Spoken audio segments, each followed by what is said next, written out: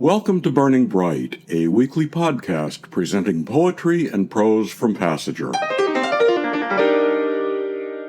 On April 2nd, 1513, Spanish explorer Ponce de Leon landed his ship at what is now St. Augustine, Florida.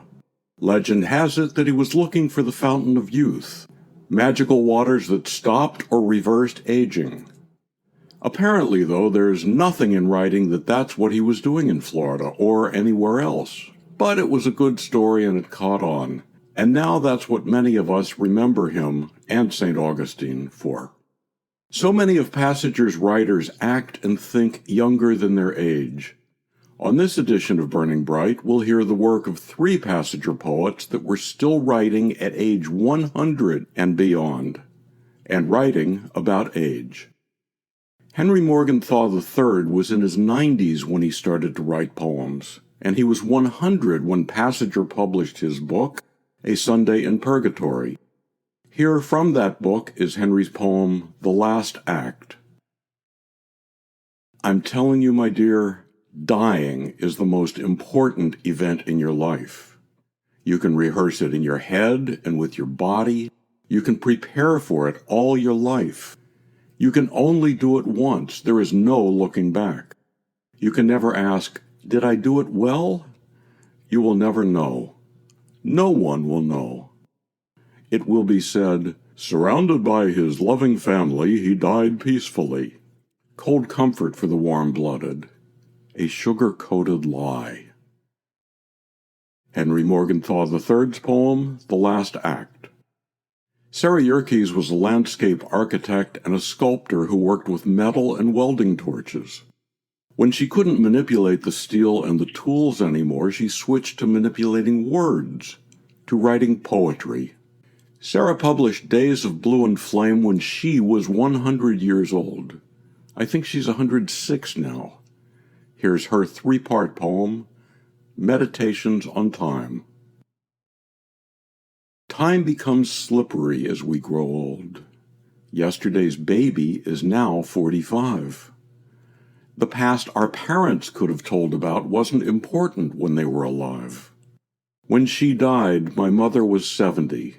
We did not have the conversations then that I do with my child who's 70. Will we remember the where or the when? Do questions important when we were young remain as pertinent now that we're old? Are they not different since we've lived longer? What are the answers I would have been told? Should we suggest to our grown children that we use the years left to rid ourselves of curiosity, resentments, and fears, and other bad thoughts that turn away love? Clean out closets of ruined relations, hurt feelings, and unanswered letters. Strenuous measures tackled together benefit all. The older, the better. 2. Time is amorphous, drifts hither and yon like a contrail in the sky. Or it is stubborn, marching inexorably into the unexplored future. Often it's rigid, cannot be bent from one epoch into another. Spirits in this sphere and those who have left can't make tears in time's web to reach one another. The morning paper tells me that Einstein was right. Gravity does have waves. Astonishingly, this means that we can just now watch 2 stars colliding 13 million years ago. 5 minutes writing time seems like a day. 5 minutes scrubbing floors can last forever. Nowhere in books of physics have I read that time can be elastic. It can act as holder of a wisp of golden thread, of a long, uninteresting tract. 3. Assembling my breakfast tray. One of the rituals I invent helps me to arrange my day. Sarah Yerkes' poem, Meditations on Time. Jean Connor published her first book, A Cartography of Peace, at age 86. Poet Robin Bain said that, quote, only some art knows how to teach us how to live, and in a way that we are ardently willing to be taught. Bain puts Jean Connor at the head of this rare class. Here's Jean's poem Of Some Renown, a wonderful poem about aging. For some time now I have lived anonymously. No one appears to think it odd. They think the old are, well, what they seem.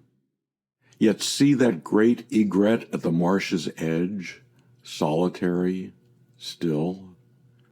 Mere pretense, that stillness. His silence is a lie. In his own pond he is of some renown, a stalker, a catcher of fish. Watch him. Of Some Renown, Jean Connor. Jean died at 102.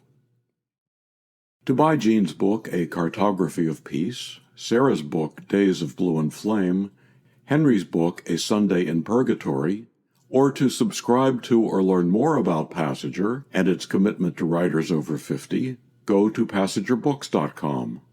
Passager offers a 25% discount on the books and journal issues featured here on Burning Bright. Visit our website to see what's on sale this week. For Kendra, Mary, Christine, Roseanne, and the rest of the Passager staff, I'm John Shore.